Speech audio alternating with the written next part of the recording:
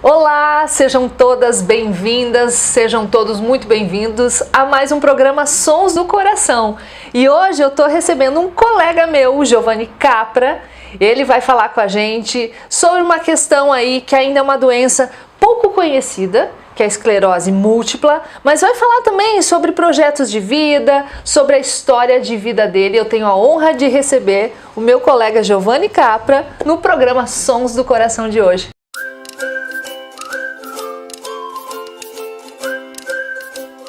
Giovanni, bem-vindo! Muito obrigado, Vivi. A honra é minha por estar aqui, por ter sido convidado, por rever, afinal, essa colega, amiga tão querida. Pois é, e a gente fica se lembrando, né, dos colegas aí que já foram na nossa turma de 93, é 93, isso? nós somos 93. da turma de 93 do jornalismo da UFS. Segunda turma de jornalismo aí. Giovanni, você veio para cá, né? Também está participando de um projeto aí da primeira romaria das pessoas com deficiência ao Santuário de Caravaggio. Foi assim que você chegou até aqui, né? Foi. Explica pra gente como é que você chegou pro nosso público.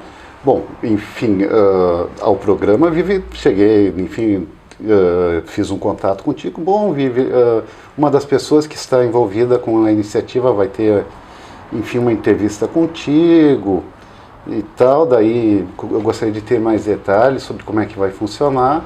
Aí nós acabamos conversando, né? Daí tu me disse, pô, Giovanni, mas tu também apresenta, enfim, uma história de vida, uma situação que eu acho que pode vir a render um programa legal. E me convidou e foi uma honra aceitar e aqui estou. Estamos aí, né? Estamos aí. Vamos contar para o pessoal, Giovanni, você recebeu um diagnóstico de esclerose múltipla, é isso? Há 25 anos. Sim, Vivi, fez aniversário, então essas bodas tristes foram em março agora deste ano. Eu tive os primeiros sintomas da doença em setembro de 96. Você estava ainda na faculdade? Sim, sim. Como é que começou? Começou com, enfim, é o que se chama de neurite óptica, que, enfim, é a perda da visão. No meu caso, eu vou te dizer que eu fiquei com 5% da visão do olho esquerdo, talvez uns 25% a 30% do direito, tá? E aí, quando acontece uma coisa dessa, a gente fica sem saber a quem recorrer. De uma hora para outra. De uma hora para outra, daí o tratamento à base de corticoide, que eu não aceitava muito bem, volta e meia, enfim, ocasionava alguma coisa, né? E aí naquele período na faculdade, até o que veio acontecer, que algumas aulas meu irmão foi me acompanhar, meu irmão mais novo, ele ia comigo para a aula. Mas eu vou te dizer, de certa forma eu tive sorte, porque o diagnóstico da esclerose múltipla naquela época era muito demorado. E eu tive, assim, basicamente 6 meses, desde os primeiros sintomas, aí depois tive ainda outros sintomas, aí tive, daí sim, questão de internação hospitalar, porque eu não aceitava mais o corticoide, vomitava, e aí o médico dizia, não, tu tem que fazer alguma coisa, vamos fazer um soro então, porque senão corre o risco de perder a visão e tal.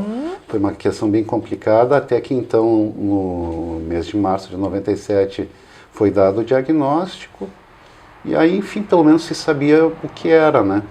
E quando chegou esse diagnóstico, Giovanni, assim, de esclerose múltipla, foi um baque para você? Como é que foi?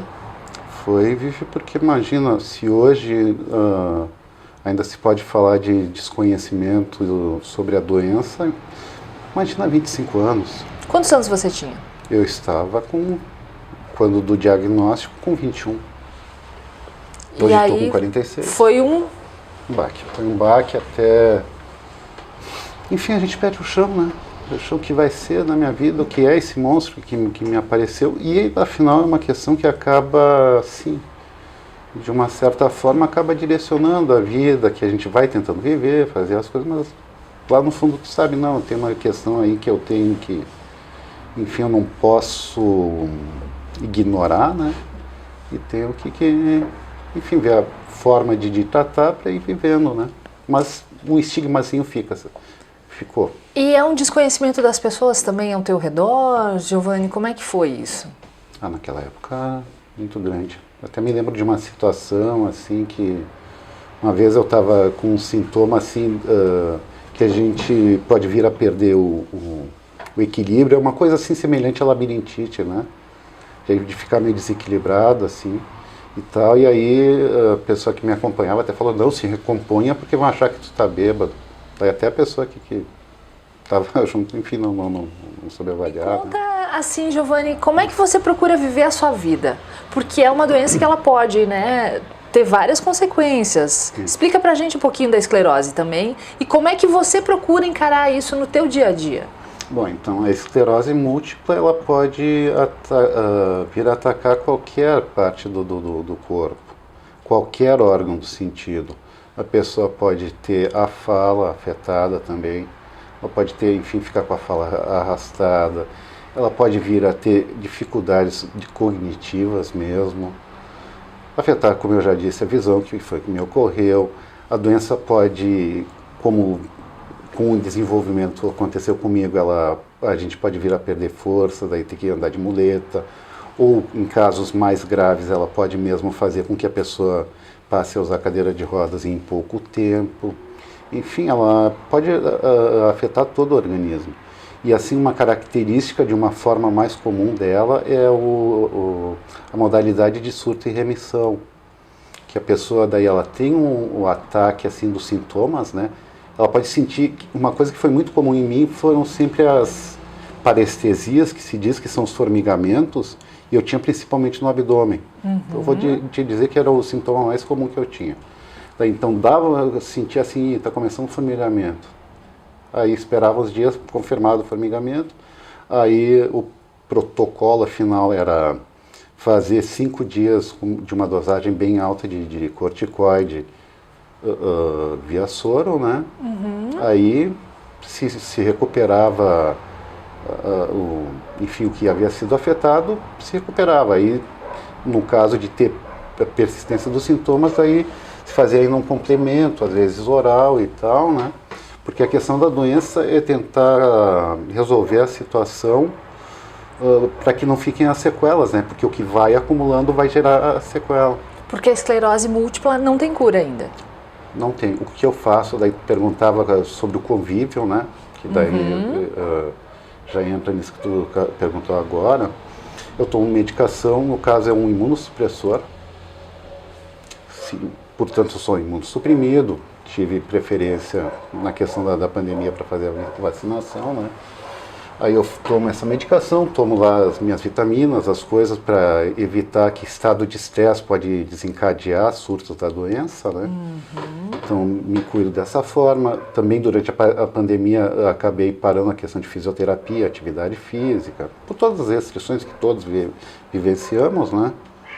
Mas enfim, a vida é isso aí, viver, saber que tem essa questão, tem isso e conviver, buscar fazer as coisas que a gente faria, né? Você chegou a parar de trabalhar nesse período, Giovanni? No momento eu sou aposentado por invalidez. Isso já faz o que, uns 5, 6 anos. Por conta, enfim, eu acabei não falando. Eu tenho uma dificuldade, eu perdi muito a força da perna direita. A perna basicamente eu arrasto, né? A mão direita também foi bastante afetada. O que ela preservou a mão direita é a sensibilidade térmica, sabe? Se eu preciso pegar uma coisa para ver se está quente ou fria, daí eu pego com a direita, embora para outras coisas ela não sirva muito. Aí, e a esquerda, que está melhor, que é bem melhor, embora ela também eu já tenha perdido alguma coisa da sensibilidade, a sensibilidade térmica foi bem afetada. Veja que engraçado, né? Uma mão não tem assim muita função, não consigo fazer muita coisa, mas tem sensibilidade térmica, e a outra que está melhor preservada não tem mais sensibilidade térmica. E tem também a doença, ela pode vir a afetar outras coisas, enfim, a questão do próprio trato urinário. Não tenho vergonha de falar, porque a decorrência da doença, a questão é que tem que fazer tratamento para bexiga, enfim, porque ela acaba sendo São várias complicações aí. Várias complicações, mas aí a questão, eu falei da parte triste da história até agora, mas o fato é que quando eu vim a ter o diagnóstico e tal, se tinha, sei lá, 2, 3 possibilidades de tratamento, e hoje são dezenas. Hoje a pessoa que vem a ter um diagnóstico de esclerose múltipla tem a inconsciência. Faça o tratamento, siga certinho que a possibilidade de ter uma vida sem maiores complicações é bem grande. Giovanni, e para quem, qual é o teu conselho também, tu enquanto um comunicador também, né, para as pessoas que recebem esse diagnóstico da esclerose múltipla? Qual é que, além de seguir, né, o tratamento, qual é que seria o teu primeiro conselho, assim, nesse momento de choque, assim, do baque inicial? Não, basicamente ter em conta isso, que hoje são muitas as possibilidades, né, de tratamento, e que a medicina tem avançado de uma forma tal que eventualmente em pouco tempo nós venhamos a ter uma cura ou que seja questão de células-tronco, né, uso de células-tronco para que a pessoa possa vir a recuperar se perdeu alguma função, né. Então, eu diria, hoje é muito mais tranquilo. Na época em que eu tive o diagnóstico era outra situação, conheci pessoas que tiveram o diagnóstico também um pouco antes, elas tiveram uma vida ainda mais complicada, porque daí não existia basicamente nada além do corticoide. O corticoide é um anti-inflamatório, né? Anti-inflamatório, mas enfim, ele é muito bom no sentido de que ele tem uma ação muito efetiva no que ele se propõe, mas ele causa uma série de efeitos colaterais, né? Que não pode ser usado a longo prazo, né? Não. Assim, uma coisa, os tratamentos que eu não fiz de tão longo prazo assim, mas uma obviedade de uso de corticoide é um inchaço. A pessoa fica com a cara inchada, pode vir a ter rubor, assim, sentir calorões e tal. Sim, são várias consequências aí. Conta pra nós, Giovanni, agora você está com um trabalho novo também, à frente de uma associação de Farroupilha, né? Estou, enfim, por conta do fato de ter as minhas limitações, enfim, ser uma pessoa com deficiência, né?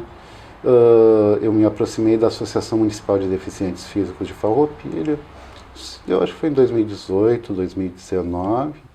Daí já, enfim, busquei ajudar o pessoal, atuar como conselheiro fiscal, enfim. Nos últimos 2 anos estivemos nos reunindo online por conta da pandemia, né? Mas, enfim, daí começou o ano, daí fizemos lá o processo eleitoral e daí o pessoal, enfim... Então, Giovanni, vamos ver, se propõe a aceitar o desafio de presidir, vamos lá, vamos fazer isso. E tem sido muito gratificante mesmo. Como é que está sendo isso para ti, Giovanni, representar, né, essa associação? Porque hoje em dia a gente pensa em pessoas com deficiência, seria o quê? Quem usa cadeira de rodas, muleta, que mais? Bom, as definições de pessoa com deficiência PCD. Bom, pode ser a deficiência sensorial, no caso os deficientes visuais ou os deficientes auditivos. Podemos ter a pessoa com deficiência física, né? Que daí são, afinal, as pessoas que podem ter nascido ou desenvolvido alguma limitação nos membros inferiores ou superiores. Pode ser a pessoa que se acidentou, veio a ficar, enfim, cadeirante, né? Além disso, daí temos as deficiências do espectro psicológico. Daí, enfim, são os portadores de síndrome de Down, os autistas, né? E, fora isso, pode ser também a pessoa que tenha uma deficiência múltipla, porque pode ter, além de uma deficiência... mental, física... Uma física, né? São muitas pessoas hoje no Brasil com deficiência, Giovanni? Até onde me consta, a estimativa da OMS é que 25% da população mundial tem algum tipo de limitação.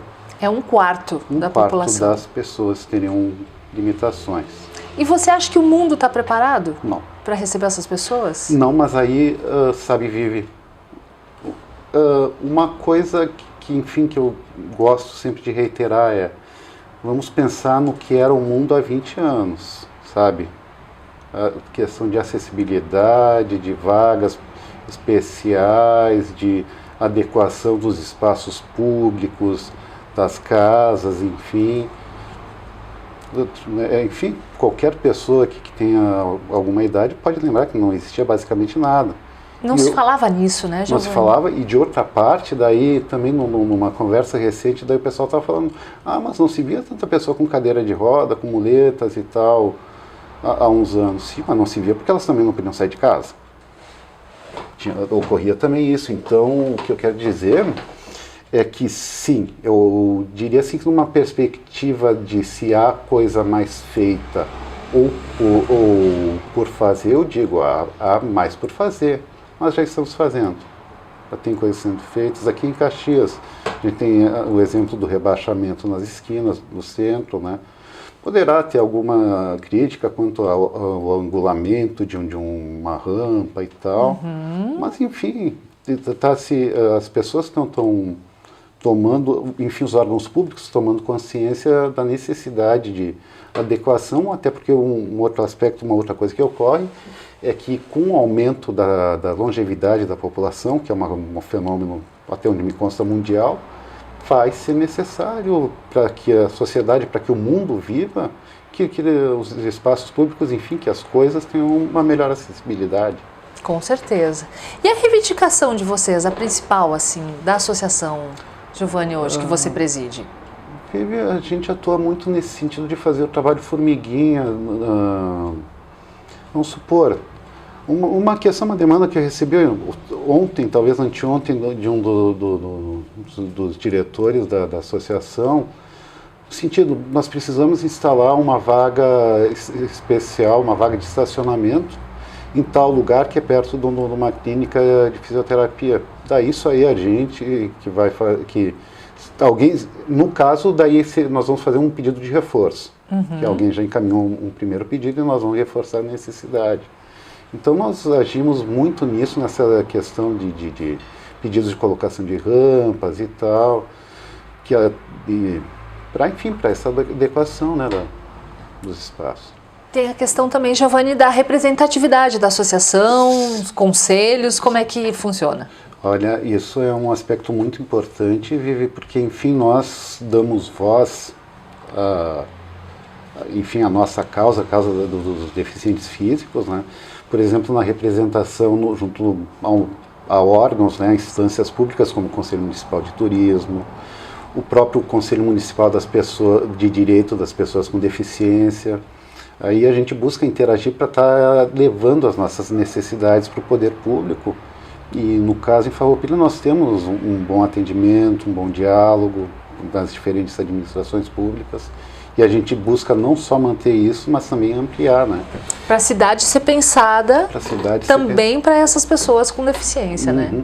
Que até um projeto nosso que acabou não andando porque um outro se sobrepôs, que a gente espera que ele vá adiante, que é no seguinte sentido: a questão de mapeamento dos locais de acordo com o seu nível de acessibilidade.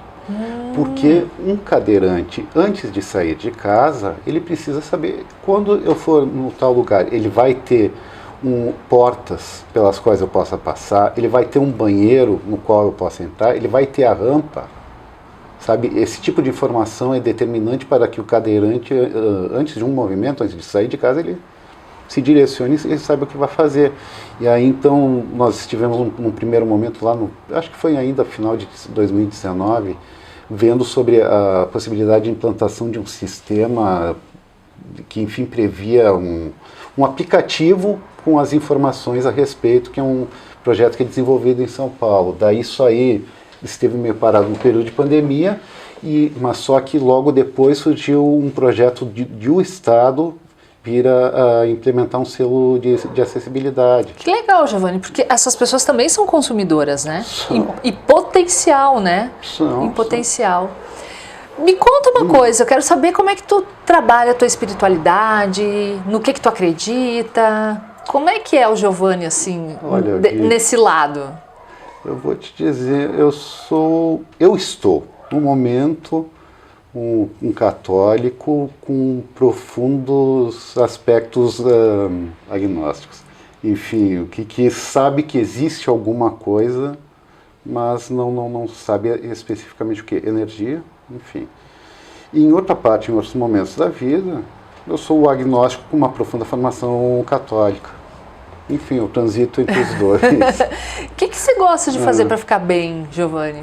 Para ficar feliz? O que te deixa feliz? Olha, o que eu gostava mesmo, eu já mencionei, é uma coisa, é um exercício zen para quem gosta de música, gosta de tocar, era tocar.